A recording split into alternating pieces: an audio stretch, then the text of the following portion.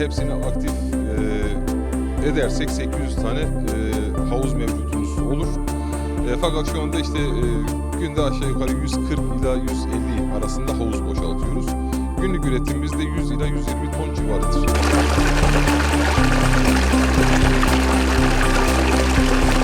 Üretmiş olduğumuz ürünü Doğu ve Güneydoğu Anadolu bölgesine sevk ediyoruz.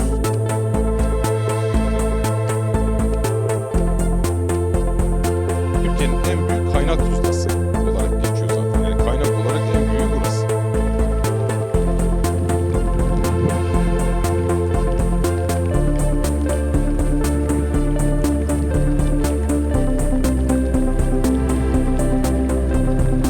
Yılda 10 ila 12 bin ton civarında bir üretim kapasitesi var